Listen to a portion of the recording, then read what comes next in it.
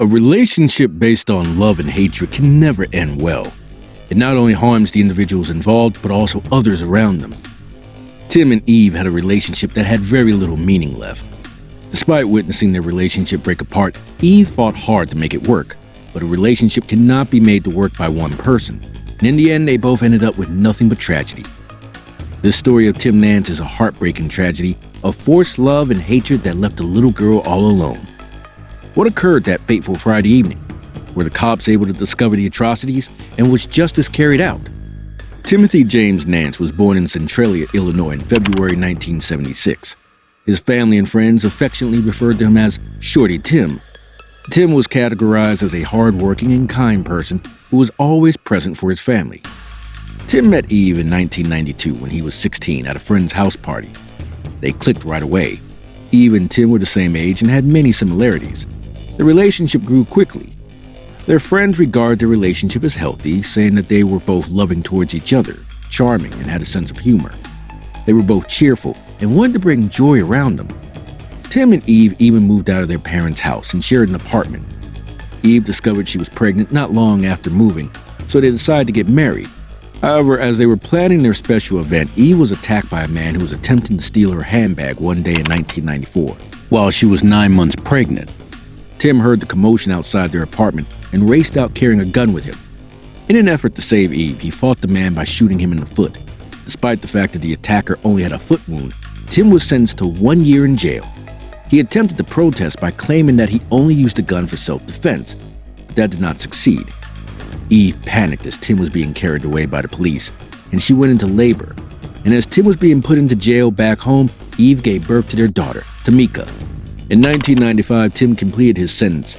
On their way back home from the prison, Tim and Eve stopped at the courthouse to finally tie the knot after a long wait.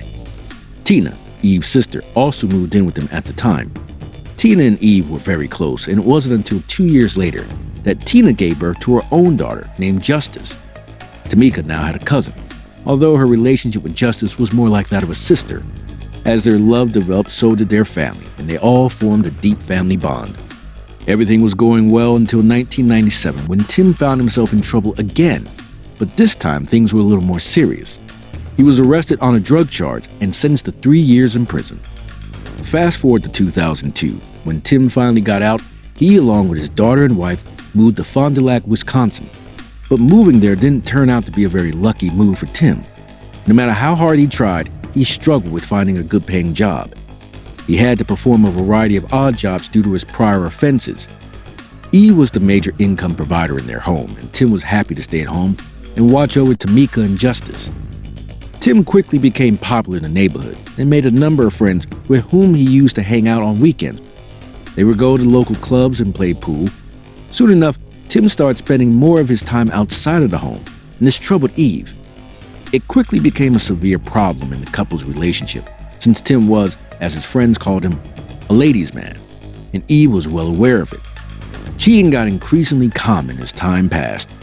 With this, the couple's conflicts became more like a wrestling match, to the point that Tim once fractured one of Eve's legs during their fights. Time passed, and 2013 marked the 15th anniversary of Tim and Eve's wedding. However, the infidelity escalated. Tim was discovered with another woman in their bedroom this time. Everyone urged him to break up their marriage, even Eve's brother, who questioned why she was still with Tim, to which she answered that she would rather have part of Tim's attention than none at all. So things continued as they were. Later that year, on a regular Tuesday, the police department received a call. The call came from a worried wife who reported her husband missing. That woman was none other than Eve Nance. Eve reported to the police that her husband, Tim, had left the house on Friday, but had not returned or answered his phone.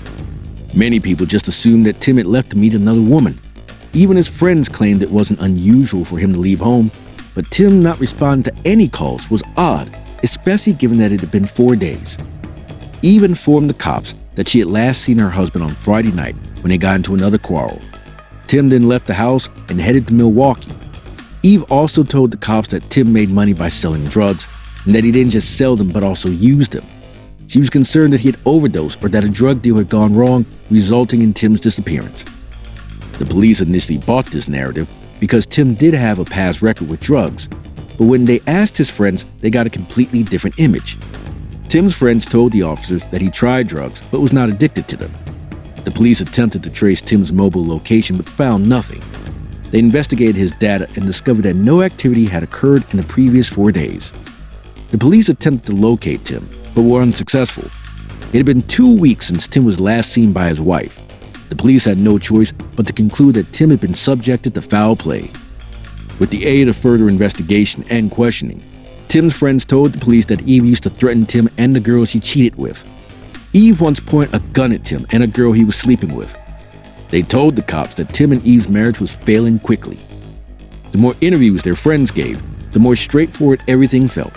At the end, all attention was focused on Eve. The police then proceeded to search their home, where they discovered a hole in the bathroom wall that they were certain was caused by a gunshot. Further investigation revealed that the shower curtains were new and out of place. Eve was immediately hauled in for interrogation, and while there, she told the police that she had no problem with Tim's relationship with other women, that she was aware of it, and that she accepted Tim despite of this. The police had a suspect now, but they didn't have any evidence against Eve. The gun could have been fired by anyone. The cops were also unaware of the whereabouts of Tim's body. It wasn't until 1 week later that Eve requested to speak with the cops, stating that she needed to tell them something. She told police that following the dispute on Friday night, she tried to walk away towards the restroom, but Tim followed her, clutching a gun. Tim, she said, was swinging the gun around. Eve tried to push him away and grabbed the pistol from his grip, but the gun went off and Tim was shot twice in the chest. When the cops questioned why she didn't contact 911, Eve said she went utterly blank at the moment. So instead of calling the cops, she pulled Tim's clothes off, wrapped him in shower curtains, placed him in the car, and drove away on Highway 41, where she left Tim's corpse. When asked about the weapon, Eve stated she had thrown it out the window while driving that night. The search team proceeded there after receiving the location of the corpse, and that same evening they discovered Tim's body entirely naked, frozen, and in a fetal position. Tim died as a result of 2 gunshots to the head, not to the chest, according to the autopsy report. He was shot somewhere around November 1st, according to police. The police also concluded that Tim could not see the attack coming because the gun was not fired from close range, and that there was in fact no struggle as evidenced by the shot in the wall.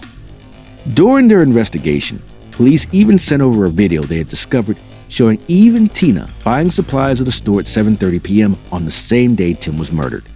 They were buying new shower linens for the shower area. The police then suspected Tina of assisting her sister in disposing of the corpse. Even police records revealed that after murdering Tim, Eve phoned Tina 5 times. Tina was then arrested as well. Eve's bond was set at $100,000, which was later increased to $300,000, while Tina's bail was set at $50,000. Eve's trial began in January of 2016, and she pleaded not guilty. According to Eve's testimony, Tim was shot in the chest, but according to the medical report, he received 2 gunshots to the head, which were also inconsistent with a struggle, and instead indicating that it was merely wrath and revenge. The prosecution referred to this as an execution. Eve's defenders contended that she was suffering from battered women syndrome, and that their abusive relationship had compelled her to conduct this action. Even Tamika, Tim and Eve's daughter, came forward and stated her father had always been the aggressor. The judge announced the jury's decision over 2 weeks later. Eve was found guilty of first-degree deliberate murder and concealing a body. Eve Nance received a life sentence with the chance for parole after 25 years. Tina, on the other hand, received a 24-month sentence with a 5-year probation period.